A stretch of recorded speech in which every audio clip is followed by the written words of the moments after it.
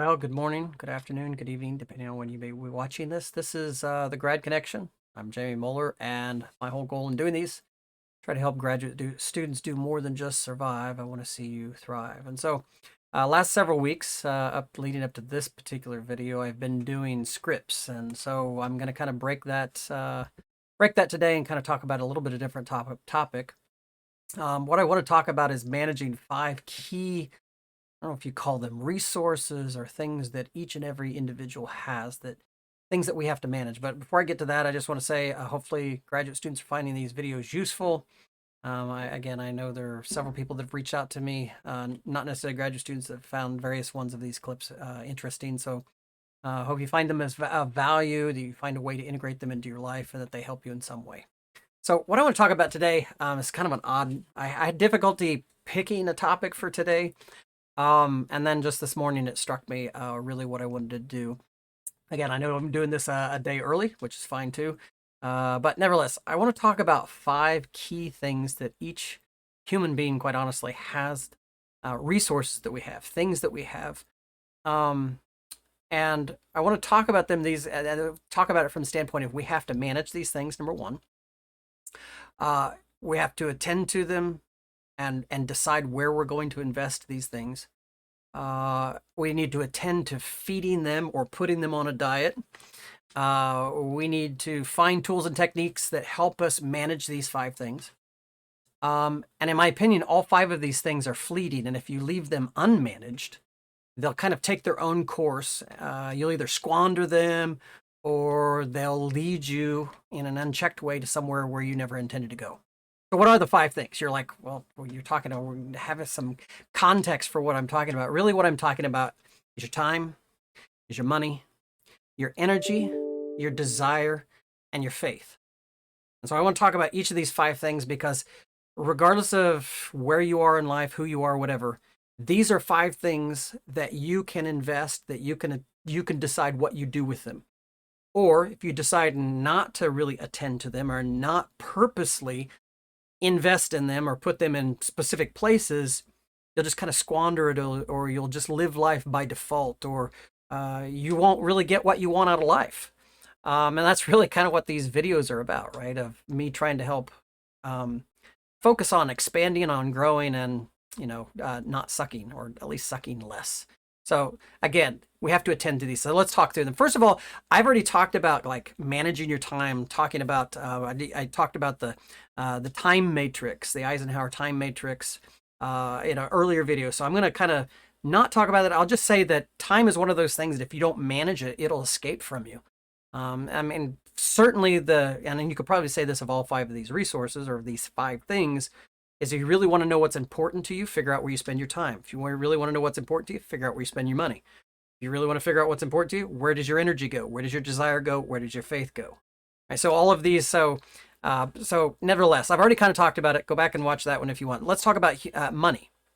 So money is oftentimes something that's difficult to talk about. It's not the most important thing, but it is in the top 2, as a colleague of mine used to say. I think humans suck at perceiving the value of money over time, or the accumulation of money over time, or the spending of money over time. Anyone who has a credit card knows, spend a little bit here, spend a little bit there, and all of a sudden at the end of the month, you're like, holy crap, how did I spend that amount of money? So not managing money, or not managing expenses on the flip side of that, can be detrimental. We have to find some kind of budgeting scheme. Now, I'm not going to advocate any particular budgeting scheme here. My wife and I really didn't start budgeting our money until probably 10, 15 years ago. Up until that point, it was just hand to mouth and just covering expenses, and really with no plan. I wish earlier in my life we would have been more disciplined about budgeting, even a simple budget, even some loose guidelines as to what you're going to spend and how. We really weren't that wise with our money early on. I think we've gotten wiser over time. There's lots of different budgeting schemes. If you're curious, that's an offline conversation. I can talk about the pluses and minuses of various things, but having a budget and having a cash flow plan, and in being in agreement with your spouse, your significant other. If you're alone, then you kind of decide it yourself. But if you have a significant other, I mean, you need to kind of work together, and you both have to agree on how it's going to work, or it's not going to work. We have to live within our means. And that's a really challenging thing for a lot of people, right? It's easy to rack up credit card debt or take loans or do those kinds of things. We have to adopt some budgeting approach that works for us, and it has to, we use a lot of times you'll have to experiment and see what works for you, particularly if you're a couple, particularly if you have a significant other, because usually you'll have kind of differences of one person might be a spender, one person might be a saver. If you're both savers, you're probably not going to enjoy life. If you're both spenders, you're going to be in debt, right? So there's some balancing scheme there. So your money. So we talked about time, we talked about money. Let's talk about energy. So energy is a scarce resource. Some would advocate, instead of managing your time, you should manage your energy. And that's probably true to some degree. But there's a really good Harvard Business Review article, and I'll post a link to it, assuming I can get to it freely online, that was talking about how to manage your energy. So talking about as a business professional, kind of managing your energy, kind of like an athlete manages their energy. And they were talking about that. So I'll put that in the show notes, assuming I can find it. But energy is a scarce resource. Particularly as we start aging, we have less of it, right? So that's a key thing is, and particularly if the younger you are, if you can focus, it's kind of like I've observed people in my life, right? So that, and when I started out my career, it was kind of like I could see, you could either go full bore in your business young and have time when you're older, or some people don't invest that time early on, they invest it late. And so, but nevertheless, it's energy. And I'll say, but investing, not like working your tail off when you're older is harder because you have less energy. That's just the course of things. Now, we can bolster our energy, I believe. Exercising, sleeping appropriately, eating appropriately, meditating. And I could provide guidelines. The key thing is you have to find what works for you as an individual. What helps you charge yourself up energy wise, and then figuring out where you're going to spend your energy. Because if you say yes to one thing, you got to say no to something else. And so the question is, what are you really wanting to spend your time on? Hopefully I can find that article, because that does a whole lot better job, I think, of talking about how to focus on your energy. But this whole energy concept is the whole reason that I advocate exercising early in the morning, because to me that kind of creates an energy generation kind of thing. That, and I've observed it in my own life. When I don't exercise in the morning, I don't feel as empowered or as energetic as I would had I done that. So time, money, energy. Number 3, desire. Now that might sound like a strange thing to say, but as I was thinking about it, it makes a whole lot of sense, because every one of us has desires. Every person has desires that are directed towards something usually pleasurable or gainful in some way. Some of those desires can lead us down paths that, where the end is not desired. Sometimes those desires can lead us astray. I mean, if I have a desire to have an extra piece of cake tonight and then an extra piece of cake the next night, eventually at some point, my body's going to pay the price for that. So desires can lead us astray. They can lead us down paths that don't do us good, that are not beneficial to us. But there are also desires that can lead us down positive paths. I mean, you talk about people that want to get an education or want to, pursue a particular career, find a particular mate. All of these desires, these kinds of desires are good. They motivate us, but you have to, whereas I was talking about the others, manage it. It's really when I said, some of these things have to be kept on a diet. Well, what I'm talking about is sometimes we have to curtail some of the desires that we have, because many of the desires each of us have, if followed to their natural end, will not do us good. They will not benefit us. And any habit that you have in your life right now, any desire that you're feeding, that you outgrow, that is no longer serving you, you should put it to rest. You should get rid of it. Now, it's easy to say, and it's very difficult to do, but desires are something that we all have, but unmanaged and uncontrolled, they can lead us into a ditch very quickly. And I would say also being too restrictive can lead us to binge behavior. So there's a balance point, all things in moderation, I would say.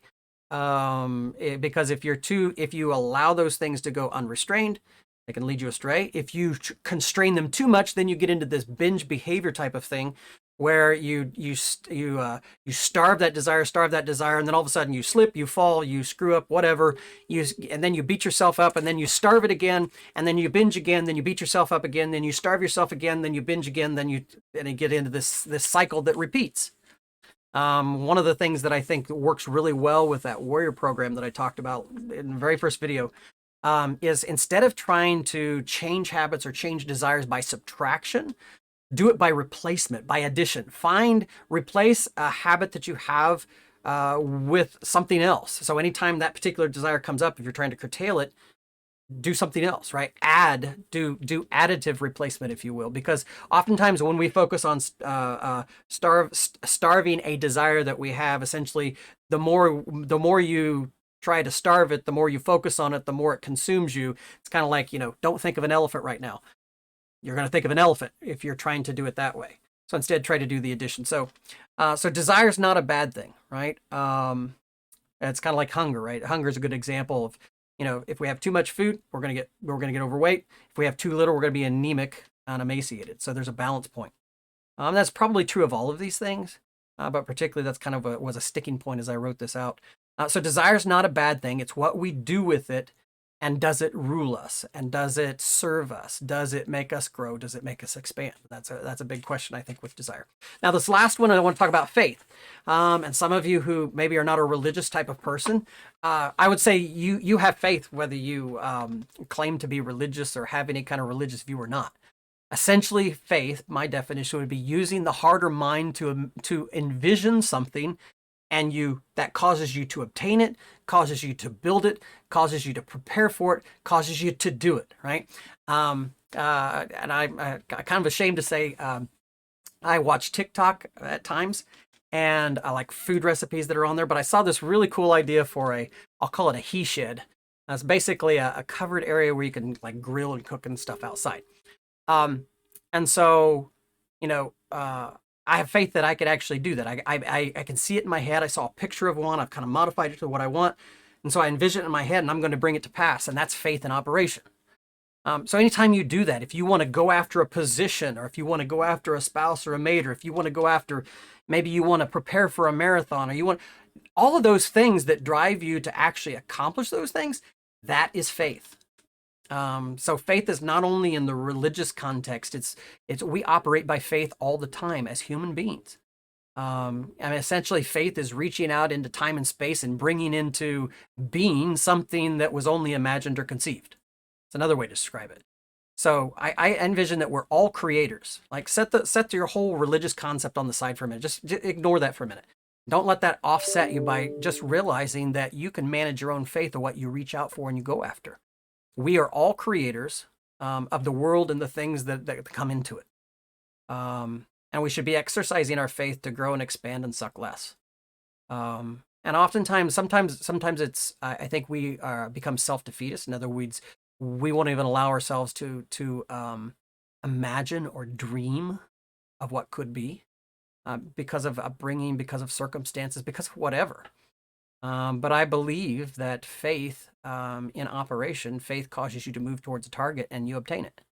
And that's kind of a human thing. I don't think you could talk about it in a religious context, but I'm talking about it just in the human context. So to me, these 5 things: time, money, energy, desire, and faith. These are all 5 things that every human being has, capacities, something, right? I don't know what word I'm looking for here, but those 5 things are things within the reach of each individual to invest and to utilize as tools in our lives to make us grow and expand and suck less.